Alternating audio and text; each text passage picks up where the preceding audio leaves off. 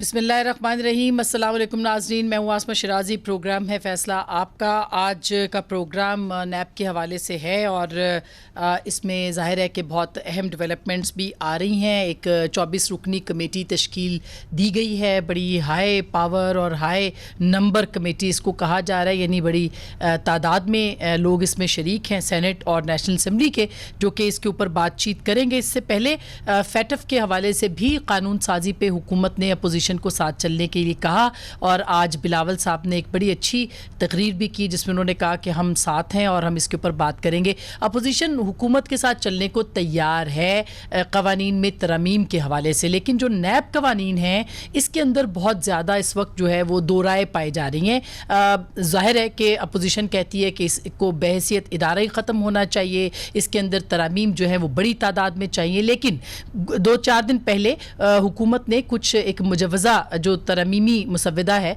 वो मंजर आम पर हुकूमत की तरफ से आया और उसमें काफ़ी दिलचस्प चीज़ें थी। मसलन उसमें चेयरमैन नैब, डिप्टी चेयरमैन नैब और प्रोसिक्यूटर जनरल नैब जो हैं उनकी मुद्दत मुलाजमत में तोसी की तजवीज़ दी गई और साथ में ये भी कहा गया कि इनकी जो मुद्दत मुलाजमत है चेयरमैन नैब की वो 4 साल से बढ़ा के और डिप्टी जो प्रोसिक्यूटर जनरल है उनकी 3 साल से बढ़ा दी जाए और इसको जो इनके ऊपर पाबंदी थी यानी 4 और 3 साल से आगे ये नहीं कंटिन्यू कर सकते थे उसको ख़त्म कर दिया जाए। वफाकी और सूबाई टैक्स मामलात पर नैब लागू नहीं होगा। टैक्स लेवीज़ और जो महसूलात की तफ्तीश है वो नैब की बजाय मुतलका इदारे करेंगे। मुकदमात नैब की बजाय फौजदारी अदालत में चलेंगे। नैब कानून का इत्तलाक उस शख्स पर नहीं होगा जिसका अवामी ओहदेदार से बराह रास्त या बिलवास्ता ताल्लुक ना हो।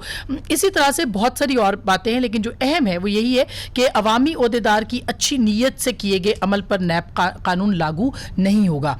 और भी बहुत सारी चीज़ें हैं, मसलन ये कि टैक्स से मुतालिक मामला टैक्स में जाएंगे, FPR से मुतालिक मामला FPR में जाएंगे और जो बाकी इदारे हैं उनसे मुतालिक मामला वहाँ पे जाएंगे। ये बहुत अरसे से ये तजावीज़ जो हैं वो मंजर आम पर आ रही थी। इसमें जो अहम तजवीज़ अपोजिशन कह रही थी वो ये भी कि 3 महीने के अंदर जो रेफरेंस है 30 दिन का उसको भी मुकम्मल किया जाए और जो गिरफ्तारी है वो भी इस तरह से नहीं होनी चाहिए, यानी रेफरेंस ट्रायल के से पहले जो गिरफ्तारी है वो भी नहीं होनी चाहिए। बहरहाल इस वक्त जो चेयरमैन नैब की मुद्दत मुलाजमत है वो क्यों इतनी इंपॉर्टेंट है, हुकूमत क्यों चाहती है कि इसमें तोसी की जाए, जबकि अपोजिशन ये कहती है कि ये हम इस पे बात नहीं मानेंगे। आज इजलास हुआ, बेनतीजा ख़त्म हुआ है, कल दोबारा एक इजलास होगा। क्या सूरत हाल है, क्यों ये सारे मामलात इस वक्त चल रहे हैं? हमारे साथ बहुत अहम पैनल मौजूद है जिनसे हम बात करेंगे। जनाब मुस्तफ़ा नवाज़ खोखर साहब जो कि सेनेटर हैं पाकिस्तान पीपल्स पार्टी के और बिलावल भुट्टो जरदारी साहब के स्पोक्स पर्सन भी हैं। जनाब जावेद अब्बासी साहब जो कि सेनेटर हैं पाकिस्तान मुस्लिम लीग नवाज के और इस कमेटी के अहम रुकन भी हैं। जनाब हमायूं अख्तर खान साहब पाकिस्तान तहरीक इंसाफ के अहम रहनुमा हैं, कई दफ़ा वज़ीर रह चुके हैं और इन सारे मामलात को बहुत करीब से देखते हैं। बहुत बहुत शुक्रिया हमारे साहब आपके भी हमें ज्वाइन करने का। सबसे पहले अब्बास साहब आपकी तरफ आऊँगी। एक तो ये बताइएगा कि ये जो मुजवज़ा तजावीज़ हैं यानी ये तजावीज़ जो मुजवज़ा मुसव्वदा है ये आपके लिए काबिल कबूल है? फॉर एग्ज़ाम्पल चेयरमैन नैब की जो टेन्योर को बढ़ाने की बात की गई है इसके ऊपर कल अयाज सादिक साहब को मैं सुन रही थी, उन्होंने कहा जी सवाल ही पैदा नहीं होता कि हम इसको तस्लीम करें। क्या राय है पार्टी के अंदर आपकी? बिस्मिल्लाहिर्रहमानिर्रहीम, बहुत शुक्रिया। ये जो पहला ड्राफ्ट उन्होंने दिया था, यकीनन जिस तरह आप ठीक कर रही हैं कि उन्होंने कहा था कि चेयरमैन के लिए भी और प्रोसिक्यूटर जनरल के लिए भी और डिप्टी चेयरमैन के लिए भी, तो उन्होंने कल रात एक और ड्राफ्ट दिया जिसमें शायद उन्होंने ये निकाल दिया। आज वो कह रहे थे कि आप निकालेंगे, निकाल दिया हमने। उन्होंने बाकी ड्राफ्ट भी आज हमें दिए। आज कमेटी हुई है, उसकी कोई ज्यादा प्रोसीडिंग आगे तो नहीं चल सकी, कोई थोड़ी देर ही चला है, लेकिन वो कल 6 बजे हमने दोबारा मिलना है। उस वक्त तक उन्होंने कहा कि हम कुछ चीजें अपनी जो है हुकूमत खुद भी डिस्कस कर रही है। हमारी एक ड्राफ्टिंग कमेटी भी आज मिली थी, उन्होंने कहा कि कुछ चीजें ड्राफ्टिंग के स्टेज पे है। लग तो ये रहा है कि अगर नेक नीति हुई तो चीजें आगे ले चलनी चाहिए। हम चाह रहे हैं कि पाकिस्तान की जो फैटफ के लिए जो रिक्वायरमेंट है वो रियासत पाकिस्तान के साथ अगर कोई ऐसी चीजें हैं जिससे पाकिस्तान का फायदा होगा, इस मुल्क का फायदा होगा, इस रियासत का फायदा होगा, तो सारी अपोजिशन उसके लिए तैयार है कि हम वो चीजें करेंगे, लेकिन कोई ऐसी चीज नहीं करेंगे जिससे मुल्क के लोगों के लिए नुकसानदेह हो। अच्छा भाई साहब, ये तो आपने बड़ी इंपॉर्टेंट बात बताई कि जो मसवदा आज हुकूमत ने आपको हैंड ओवर किया है जिसमें कुरैशी साहब भी ज़ाहिर है इस कमेटी का हिस्सा हैं और परवेज खटक साहब भी, उसके अंदर चेयरमैन नैब की तोसी का मामला लिखा ही नहीं गया। जी जी नहीं, रात को उन्होंने एक और ड्राफ्ट हमें भेजा था, मुझे कम से कम का रात को मिल गया था, बाकियों को यहाँ श्योर को उनको मिल गया था और वहाँ डिस्कशन है, उसमें ये बात उन्होंने मेरा ख्याल है कि अपने तौर पे उन्होंने ये ज्यूम भी कर ली कि ये बात कोई ना मानेगा ना, ये बात मानने वाली है ना, कभी ऐसा कानून बनाया जा सकता है, तो कौन ऐसे कानून मानेगा। तो मेरा ख्याल है कि उन्होंने उस वक्त वो जो नया मसवदा भेजा था उसमें से तो उन्होंने निकाला, लेकिन अभी चूंकि फॉर्मल डिस्कशन इस पे शुरू नहीं हुई है, वो जो हमने देखना था कि क्लास बाय क्लास पे अभी काफी सारी चीजें, मुझे यकीन है कि कल की जो मीटिंग है आज तो चूंकि उसी वक्त दोनों हाउसेस भी चल रहे थे, कुछ लोग आ रहे थे, कुछ अपने अपने जा रहे थे, कि उनके हाउस के अंदर बिजनेसेस भी थी। तो मेरा ख्याल है कि कल की जो इंपॉर्टेंट मीटिंग है उसमें रूल ऑफ द गेम जो है वो सेट हो जाएंगे कि हमने किस तरह आगे जाना है, किस तरह बढ़ना है। और ये ज्यादा जिम्मेदारी हुकूमत की है कि उसे चीजों को सामने खुलकर रखने चाहिए, हर चीज बयान करनी चाहिए, सुनना चाहिए, और फिर ये भी पता चलेगा कल की कमेटीज बाख्तियार हुकूमत की कितनी है, कि उनके पास खुद भी कोई पावर है कि वो अगर कुछ चीज हमारी उसी वक्त मानने के लिए भी तैयार है कि भैया कहेंगे कि नहीं हम अभी नहीं मान सकते, हम प्राइम मिनिस्टर के पास लेके जाएंगे, हम फलां के पास लेके जाएंगे। अच्छा। अगर ये रवैया अख्तियार किया गया तो मुझे फिर लगता है खदशा है कि फिर शायद बड़ा टाइम भी लग जाए और चीजें कहीं स्टक ना हो जाए। अच्छा मुस्तफा साहब, ये तो बड़ी दिलचस्प बात है कि एक मुसव्वदा आया जो कि पब्लिक हुआ, टेलीविजन पे भी चला, अखबारों में भी छपा, जिसमें कहा गया कि चेयरमैन नैब की, डिप्टी चेयरमैन की और प्रोसिक्यूटर जनरल जो है उसकी मुद्दत में तोसी होनी चाहिए। और फिर अगर वो विड्रॉ हुआ है, वो इंक्लूड कैसे हुआ और वो एक्सक्लूड कैसे हुआ है, इसकी क्या वजूहात हो सकती हैं? जी शुक्रिया। मेरे ख्याल से अस्मा, जब भी हम गुफ्तगू करें नैब पे, तो सियासतदान तो इस चीज के आदी रहे हैं, पॉलिटिकल विक्टिमाइजेशन के, कभी तनहा पसिजिंदा और कभी रुसवा सरे बाजार। लेकिन हमें गुफ्तगू में सबसे पहले जो चीज जहन में रखनी चाहिए, मेरी राय होगी, वो ब्रिगेडियर मरहूम असद मुनीर साहब जो उनके साथ हरासमेंट का वाकया हुआ, और फिर हमें वो एहतराम लाहौर के जिनकी हथकड़ियां लगी हुई मैयत जो थी वो टीवी स्क्रीनों पर चली। तो ये सिर्फ सियासतदानों का मसला नहीं है। नैब बतौर एक अदारा, उसकी जो कार्रवाइयां रही, उसके ऊपर माशरे में बहुत ज्यादा सवालात उठे। फिर सुप्रीम कोर्ट की, हाई कोर्ट की जो जजमेंट्स हैं, जो लेटेस्ट जजमेंट है जस्टिस बाकिर साहब की, उसके अंदर उन्होंने जिन चीजों की निशानदही की है, वो निशानदही बहुत संगीन सवालात को और नैब की परफॉर्मेंस के ऊपर सवालात खड़े करती है। इसी तरह high court, Islamabad high court की भी जजमेंट्स हैं, मुख्तलिफ सूबाई हाई कोर्ट्स की भी जजमेंट है। तो एक नैब कवानीन के अंदर जो तरामीम है, अदालतें उसको मुतवातिर पार्लियामान के सामने ये रख रही है, राय रख रही है कि पार्लियामान को इस मामले पे आगे बढ़ना चाहिए और इसमें तरमीम करनी चाहिए। हमें दोनों बड़ी जमातों को, मुस्लिम लीग नून को और पीपल्स पार्टी को, इस ज़िमन में जो हमारी रिस्पॉन्सिबिलिटी थी जब हमारा दौर था, हमें उससे भी नहीं भागना चाहिए, क्योंकि फ्रैंकली एक्सेप्ट करना चाहिए कि हमें मिलकर इस कानून की। अच्छा, हुकूमत के रवैये में भी बड़ी तब्दीली आई है मुस्तफ़ा साहब, ये अभी बड़ी तब्दीली आपने नोटिस किया होगा, फैटिफ के हवाले से भी और ऐसे भी। तब्दीली की वजह क्या है? कुछ लोग कह रहे हैं कि हुकूमत चाहती है कि मामला ज़्यादा पार्लियामेंट में हों और ईद के बाद जो आप तहरीक या जो एहतजाज की बात कर रहे हैं उधर तक मामला नहीं जाना चाहिए। तो इस रवैये में जो तब्दीली आई है, इसकी पीछे आपको क्या लग रहा है? देखिए, रवैये में तब्दीली की जो एक तो रवैया अभी तो बहुत ही इनिशियल स्टेजेस है, हम नहीं कह सकते कि रवैये के अंदर कोई बहुत बड़ी तब्दीली आई है। ये तो अभी आगे चलकर, जिस तरह अभी अब्बासी साहब ने कहा कि कमेटी के अरकान हुकूमत की तरफ से जो उनके नुमाइंदे हैं, वो बाद में ये कहते हैं कि हमने वजीर आजम से मंजूर कराना, और वजीर आजम अक्सर उसको रद्द कर दे, तो बात वहीं पर जहां से शुरू हुई थी।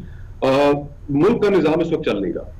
आप मईशत उठा लें, आप फॉरेन पॉलिसी उठा लें, आप कोई भी शोबा जिंदगी उठा लें, और आम आवाम के जो इश्यूज हैं, उन इश्यूज की तरफ एक नजर दौड़ा लें, जो महंगाई का आलम है, जो बेरोजगारी का आलम है, तो एक तासुर जो एक आम आदमी से लेकर एक पढ़े लिखे शख्स तक जो तासुर है, वो ये है कि मुल्क एक स्टैंड स्टिल पर है। मुल्क के अंदर गवर्नेंस के बहुत सीरियस इश्यूज हैं। पंजाब में there is no government, Khyber Pakhtunkhwa में देयर इज नो गवर्नमेंट।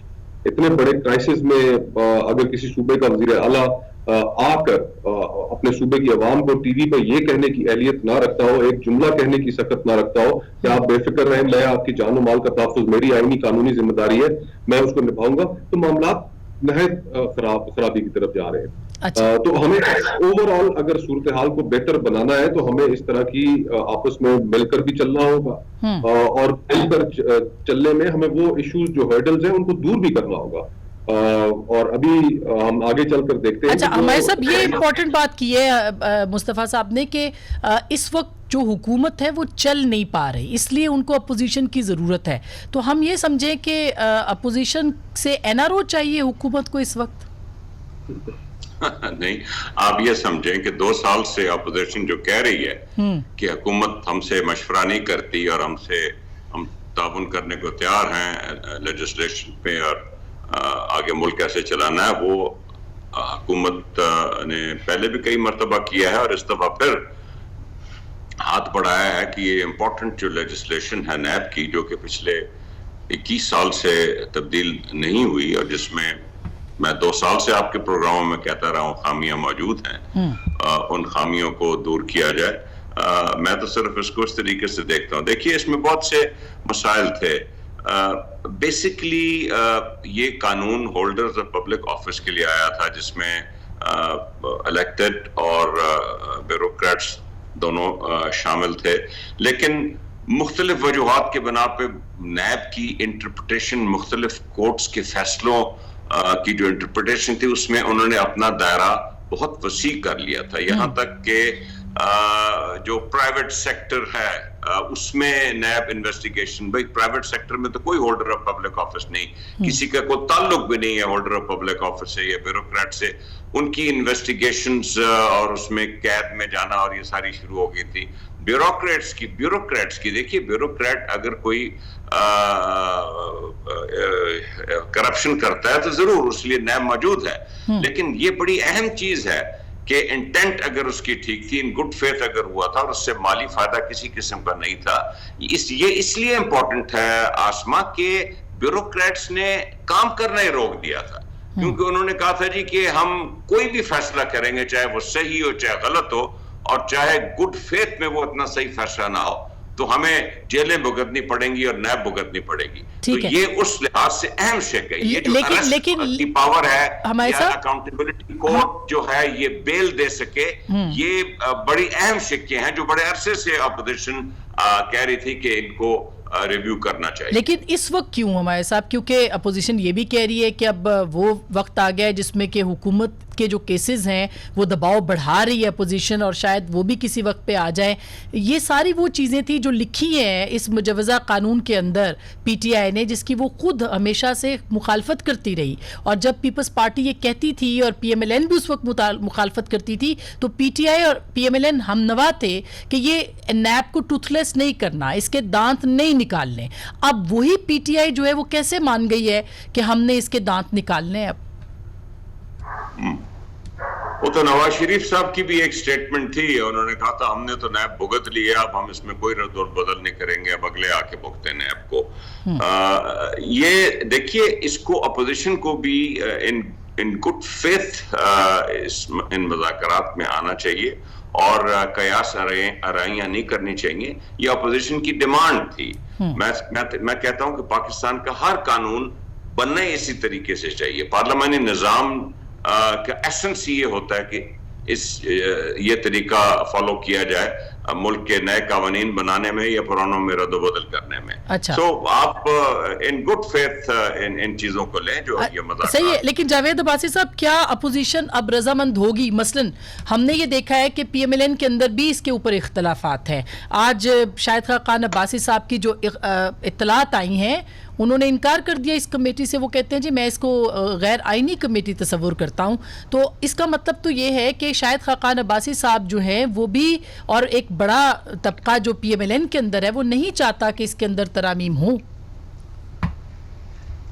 देखें, मैं ये कह रहा हूँ कि तरमीम का तो तरीकाकार है कि ये लेजिस्लेशन पार्लियामान का काम है, पार्लियामान मुसलसल ये काम करती रही है। बहुत सारे बिल हैं जिन पर रोज डिस्कशन होती है। आज भी नेशनल असेंबली और सेनेट में बेशुमार बिल थे जो लेजिस्लेशन हो रही है, उसमें दोनों जमातें एक व्यू लेती हैं। हाँ, ये जो नैब का मामला है ये बड़ा सीरियस मामला है, और जब से सुप्रीम कोर्ट की हालिया जजमेंट आई है उसके बाद तो ना हुकूमत के पास कोई जवाब बचा है और ना किसी और के पास जवाब बचा है कि इसमें बहुत स्ट्रक्चरल चेंजेस जो हैं इस्लाह के अंदर जरूर लानी चाहिए, ताकि इस अकाउंटेबिलिटी का जो प्रोसेस है ये भी जारी रहे और इस जो अदारा है इसकी कोई अहमियत भी हो और कोई अफादियत भी हो। अब अगर जो हुकूमत का जो ड्राफ्ट है, अगर मैं सिर्फ उसको देख लूं तो मैं नहीं समझता कि वो बात काफी है। वो जो कह रहे हैं, जो चीजें वो कह रहे हैं, वो इस पर नहीं हो सकेगा। जो कुछ फंडामेंटल बड़ी बातें हैं वो जरूर, मैं चूंकि मेंबर हूं तो मैं कल भी बात इस पे वहां कमेटी के सामने भी रखूंगा, लेकिन मैं समझता हूं कि मेरी जाती राय ये होगी, पता नहीं वो आगे चल के क्या होती है, कि बेल का जो प्रोसेस है वो अकाउंटेबिलिटी लॉ में बिल्कुल मौजूद ही नहीं है। ये बेल एज ए राइट मिलनी चाहिए लोगों को। दूसरा मेरा ये ख्याल होगा हमारा है कि इन्वेस्टिगेशन स्टेज पे और इंक्वायरी स्टेज पे अरेस्ट करना बिल्कुल ठीक नहीं है, और सुप्रीम कोर्ट ऑफ पाकिस्तान ने भी कहा है कि ये तरीकाकार गलत है। आपके खिलाफ रेफरेंस फायर करें और रेफरेंस के बाद अगर कोई सजा बनती है तो वो जरूर दें। फिर चेयरमैन नैब के पास जो पावर है वो बहुत बड़ी पावर है। ये पावर अकाउंटेबिलिटी कोर्ट के पास हो कि वो किस स्टेज पे चाहेगी कि जो है ये करे। फिर रिमांड जो है 90 डेज तक दुनिया के किसी कानून में, सबसे बड़ा कानून दुनिया का ये है, पाकिस्तान में भी और दुनिया में राइज है कि अगर किसी का मर्डर हो जाए, मर्डर केस में भी 14 दिन का रिमांड। सही है, मगर अब्बासी साहब शायद खान अब्बासी साहब क्यों नहीं आए आज के इजलास में? उन्होंने क्यों शिरकत नहीं की और ये भी कहा कि ये गैर आईनी है, जो इसको आईनी समझते हैं वो जाए, मैं तो इसको नहीं समझता, मैं नहीं जाऊंगा। इसका मतलब इख्तिलाफात है। नहीं, मैंने ये बात जो आपने कही है कि उन्होंने गैर आईनी का तो कहा, शायद नहीं कहा होगा, या कहा है तो मैं उसमें वो यकीनन मीटिंग में तशरीफ नहीं लाए थे। और आप सारे मेंबर आज आ भी नहीं सकते। बाज दफा कुछ मेंबर आते हैं, कुछ हाउस में उस वक्त चूंकि नेशनल असेंबली और सेनेट का दोनों हाउसेज भी चल रहे थे, कुछ मेंबरान अपने अपने उस चेंबर पे भी मसरूफ थे हाउसेज के, तो मुमकिन है कि वो कहीं मसरूफ होंगे। लेकिन अभी आपने कहा है तो जरूर मेरा ख्याल है वो हमारे बड़े सीनियर मुस्तफा नवाज साहब से सारा काम हुआ है। अच्छा, तो उनसे भी बात करेंगे। हाँ, वो तो कहते हैं वो तो बड़े हामी हैं नैब के तरमीम के अंदर। लेकिन मुस्तफा नवाज खोखर साहब, क्या इस बात में वजन है कि अब जबकि पीपल्स पार्टी और PMLN जो है उन्होंने तमाम मुकदमात भुगते हैं, तो अब PTI की अगर बारी आनी है, हवाओं का रुख बदलना है, तो उनको जो है वो आप कह दें कि ठीक है हम तरमीम करते हैं, फैसिलिटेट करना नहीं है? ये भी देखिए, एक और पहलू भी है इस गुफ्तगू का अस्मा, जिसको हमें मद्देनजर रखना चाहिए, और वो ये है कि हुकूमत जो ऑर्डिनेंस नैब के अंदर तरमीम कर लेके आई थी वो लैप्स हो चुका है। तो हुकूमत ने दोबारा कानून लेकर आना है, और अपोजिशन अक्सरियत रखती है अपर हाउस में और किसी भी वक्त उसको रिजेक्ट कर सकती है। इसी तरह FATF के हवाले से जो कवानीन है, हमारी नजर में उसके अंदर कुछ ऐसी चीजें हैं जो बहुत काबिल एतराज है, लंबी डिटेंशन है विदाउट जुडिशियल ओवरसाइट, तो हम तो किसी नहीं कर सकते, और हम मोस्ट प्रॉब्ली उनको अपर हाउस में रिजेक्ट कर देंगे।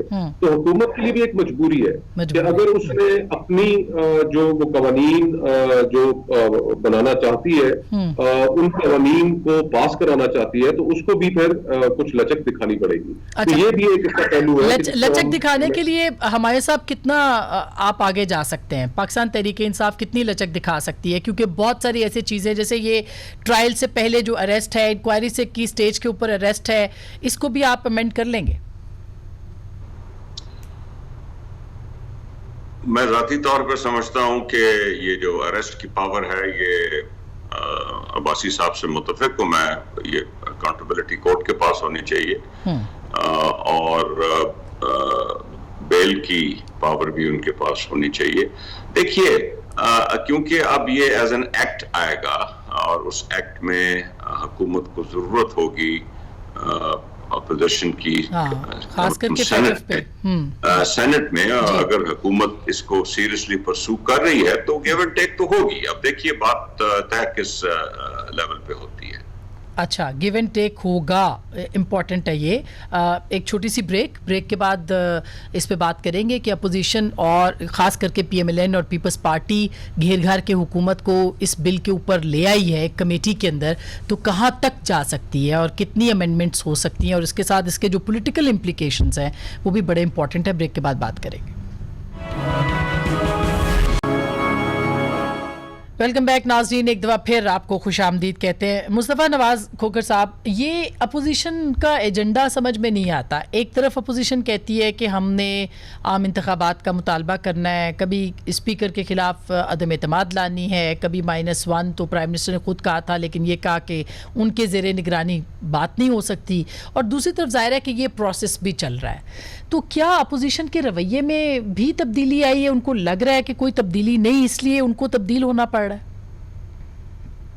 देखिए, बुनियादी तौर पे तो अपोजिशन को जो रोल अपोजिशन प्ले कर रही है, ठीक है, उसके ऊपर एक क्वेश्चन मार्क हो सकता है, लेकिन आम आवाम की जो इस वक्त सूरत हाल है और आम आवाम के जो इश्यूज है, अगर सिर्फ उन्हीं को सामने रखकर सियासत की जाए तो मैं तो समझता हूँ कि इस हुकूमत को गिराना कोई मुश्किल काम नहीं है।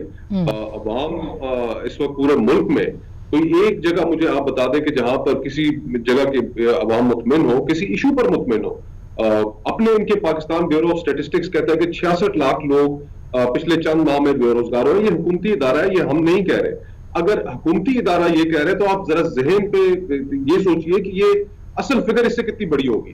इस मुल्क में जिसमें करोड़ों लोग इस वक्त बेरोजगार हो चुके हैं, महंगाई का जो आलम है वो आपके सामने है, मईशत का पहिया बिल्कुल रुक चुका है, अब टैक्सेशन की भरमार है, कारोबार बंद है, और इन तमाम हालात के अंदर हुकूमत कोई किसी एक दुरुस्त सिमत में जाने को तैयार नजर नहीं आती। तो अगर सिर्फ इन इश्यूज को सामने रखकर बाहर भी निकला जाए तो मेरे ख्याल है हुकूमत नहीं ठहर सकती। हुकूमत की जो अनपॉपुलैरिटी है, ये ऐसी तारीखी अनपॉपुलैरिटी है कि मेरे ख्याल से पाकिस्तान की तारीख में कोई ऐसी हुकूमत नहीं रही कि जो इलेक्शनों के 2 साल के अंदर इतनी अनपॉपुलर हो जाए कि उनके अपने वुज़रा या उनके अपने मेंबरान टीवी चैनल्स के ऊपर बैठ कर कहेंगे जी कि हम तो अवाम में जा नहीं सकते, और अवाम में अगर जाए तो वहां पर हमें बातें सुननी पड़ती हैं। ये तो ऑन रिकॉर्ड चीज है।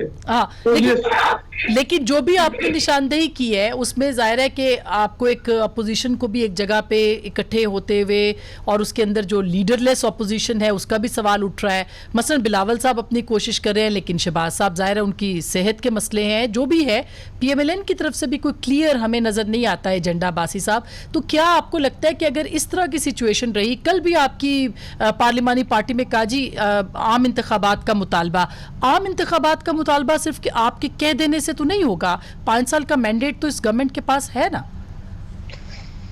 देखें, अपोजिशन बिल्कुल क्लैरिटी रखती है, यूनाइटेड है, और अपोजिशन क्या कह रही है। कुछ लोगों का ख्याल है कि शायद हम वो काम करें जो इमरान खान साहब ने किया था कि हम जाकर प्राइम मिनिस्टर हाउस के सामने धरना दे दें, कहें वजीर आजम को जबरदस्ती निकालेंगे, प्राइम मिनिस्टर हाउस के ऊपर अटैक करना शुरू कर दें। ये काम हमने बिल्कुल नहीं करना।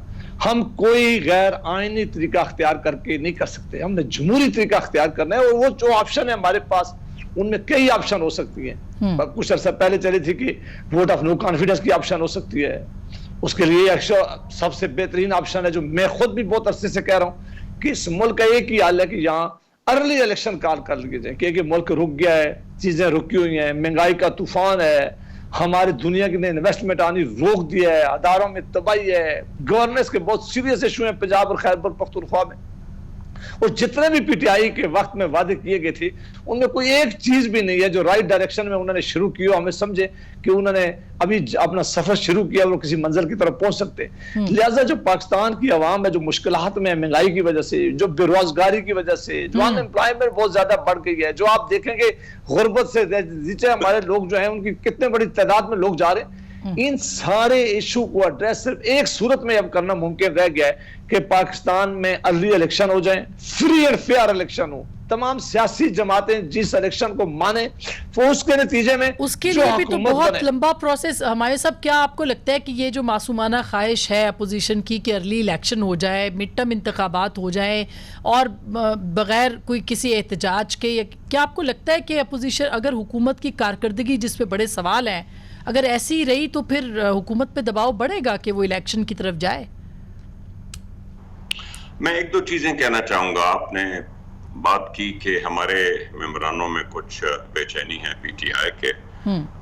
देखने में तो ये आ रहा है कि इस वक्त एक फॉरवर्ड ब्लॉक वजूद में है पंजाब असेंबली में, PMLN का, जो कि पब्लिकली ओपनली पार्टी के खिलाफ बयान दे रहा है। एक्चुअली इश्यूज इस वक्त PMLN के भी बहुत ज्यादा हैं। PMLN उनकी बेशतर लीडरशिप तो है, मुल्क से है ही बाहर, और जो मुल्क में है वो बिल्कुल खामोश बैठी हुई है, और इनकी आपस में एक पार्टी की लीडरशिप की टसल भी चल रही है, सबको मालूम है। और उसी के नतीजे हैं कि आपको पार्टी की जो सीनियर लीडरशिप है उसमें इख्तलाफ राय नजर आती है, जिसका मोस्ट रिसेंट मजारा आपने आज देखा। इनकार किया इस नैब और एक्ट की कमेटी में जाने के लिए। सो बेसिकली इश्यूज उधर बहुत ज्यादा हैं। कभी भी जो सिटिंग गवर्नमेंट होती है उसमें फॉरवर्ड ब्लॉक मैंने तो कभी नहीं बनते देखे, नहीं मैंने इस मुल्क में हर दौर में कहा जाता है कि वोट ऑफ नो कॉन्फिडेंस आएगा और नेशनल गवर्नमेंट बनेगी और ये होगा और वो होगा, आज तक तो कभी ऐसे नहीं हुआ। इसलिए ये तो अब्बासी साहब की पार्टी, भाई साहब आपकी पार्टी ये क्यों क्लेम कर रही है कि पीटीआई के बहुत सारे अरकान जो है वो पीएमएलएन के साथ आना चाहते हैं, फॉरवर्ड ब्लॉक बनाना चाहते हैं, ऐसे इकबाल साहब ने कहा है। ये एक तो जो अमैया साहब ने अभी कही है कि हमारी लीडरशिप में, सीनियर लीडरशिप में इख्तिलाफ है, वो बिल्कुल ठीक नहीं है। शाहिद खाकान अब्बासी साहब ने एक इतराज आज जरूर उठाया था, वो ये था कि उनका ख्याल है और वो जायज ख्याल था और बिल्कुल वो ख्याल हम समझते हैं कि बड़ा वैलिड पॉइंट है उनका, कि उन्होंने कहा है कि ये कमेटी जो कॉन्स्टिट्यूट की है स्पीकर साहब ने, जिस रूल के नीचे की है उसमें पार्लियामेंट्री कमेटी कॉन्स्टिट्यूट नहीं कर सकते थे, सिर्फ वो स्पेशल कमेटी कॉन्स्टिट्यूट कर सकते थे। लिहाजा जिस रूल के नीचे उन्होंने ये कमेटी कॉन्स्टिट्यूट किया है, उनका ख्याल था कि वो लीगल नहीं है, वो ठीक नहीं है, इसलिए उन्होंने अपना ऑब्जेक्शन स्पीकर के खिलाफ उन्होंने कहा कि ये कमेटी ठीक नहीं आपने कॉन्स्टिट्यूट की। ऐसा बिल्कुल नहीं है कि पीएमएलएन के अंदर कोई इख्तिलाफ था या वो इसलिए नहीं गए, बल्कि वो 2 दिन पहले भी मीटिंग में गए हैं। अच्छा। पहले मीटिंग में मौजूद रहे। एक तो वजह, लेकिन शहबाज शरीफ साहब भी खामोश हैं। अभी ब्रेक के बाद हम पूछ ही लेंगे कि बिलावल साहब गए थे, उनसे मुलाकात नहीं हुई, बात नहीं हुई, ठीक है उनकी तबीयत ठीक नहीं है, मगर कम से कम मुलाकात तो हो सकती है एसओपीज के तहत, तो वो क्यों नहीं है। एक छोटी सी ब्रेक लेते हैं, ब्रेक के बाद ज़रूर इस पर भी बात करेंगे और इसके साथ साथ कि नैब चेयरमैन की जो मुद्दत है उसके ऊपर अगर डेडलॉक आता है, वैसे तो भाई साहब ने कहा कि उससे हट रहे हैं, हुकूमत ही विड्रॉ कर रही है, तो ये भी एक बड़ी डेवलपमेंट है। क्यों, ब्रेक के बाद इस पर बात करेंगे।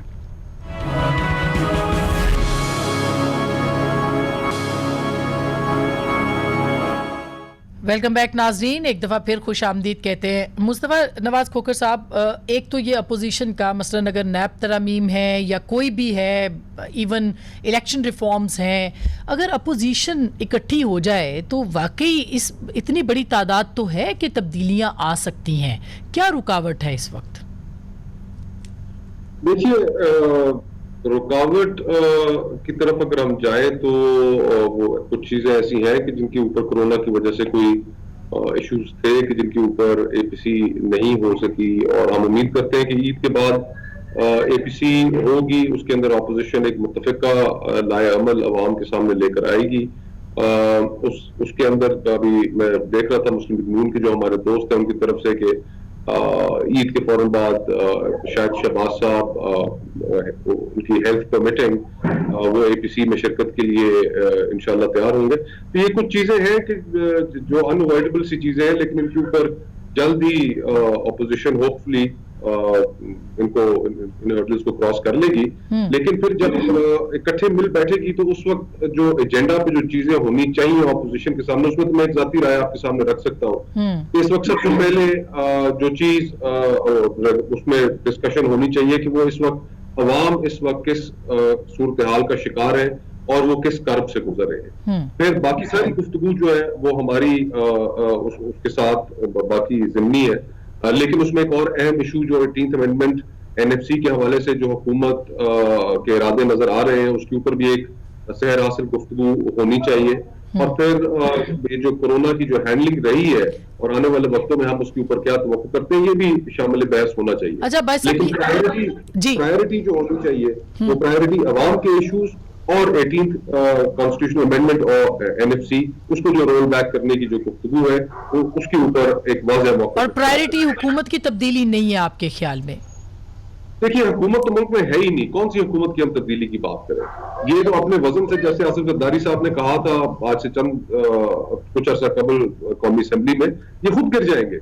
अभी इनके जो इन्होंने पीआईए के साथ किया, मेरे सीनियर है काबिल एहतराम है हुमायूं अख्तर साहब, वो मुस्लिम लीग नून के फॉरवर्ड ब्लॉक का जिक्र तो कर रहे थे, लेकिन बजट से पहले जो अपने अरकान के अंदर पीटीआई में बगावत थी और लोगों ने वज़ीर आज़म के शाइये में जाने से इनकार कर दिया, खातिर खा एक साइजेबल नंबर था उन लोगों का, और वो अभी भी मुतमईन नहीं है। उनसे जो वादे किए गए वो वादे शायद पूरे नहीं हुए। बिल्कुल, मैं इससे पहले कि मैं हमारे साहब से कंक्लूड करवाऊं, टाइम खत्म हो रहा है, लेकिन भाई साहब एक बात, आपके यहाँ भी कोई क्लियर डायरेक्शन पीएमएलएन के अंदर नजर नहीं आ रही?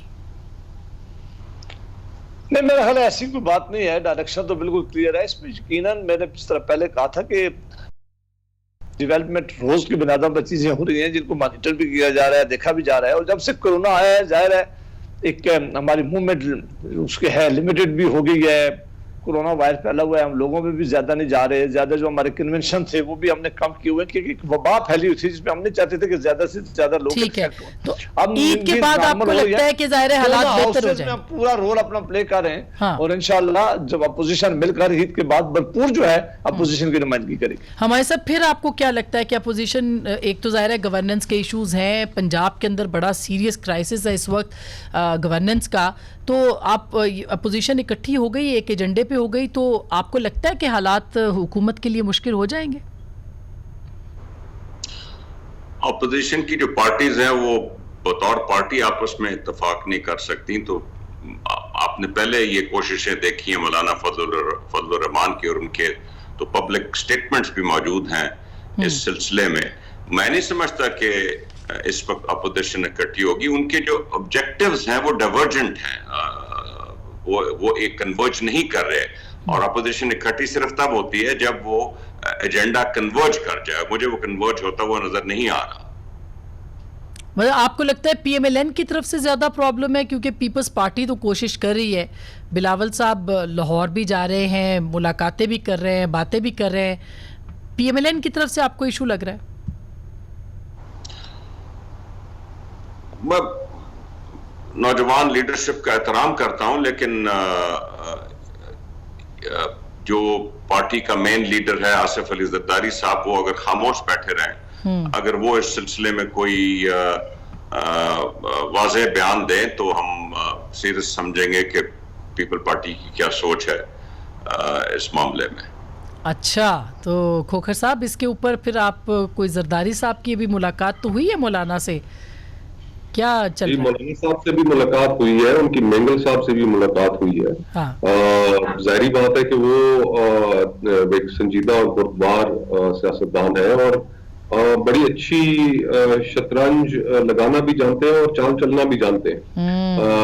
लेकिन बुनियादी किसी भी हुकूमत या हुकूमत के खिलाफ जो हुकूमत के पास एक बुनियादी जो जिस चीज के ऊपर हुकूमत के पांव खड़े होते हैं वो है अवाम के अंदर पॉपुलैरिटी। वो आपके ख्याल में वो खत्म हो जाए तो फिर हुकूमत चाहे जितनी मर्जी है आपको मजबूत नजर आए, वर्दी में बैठा हुआ शख्स नजर आए, लेकिन फिर वो ज्यादा अरसा हुकूमत कर नहीं सकता जी। आने वाले 2 महीने इनमें हमें नहीं लगता कि हुकूमत जितनी अनपॉपुलर हो चुकी है, अवाम का जो इस वक्त हाल हो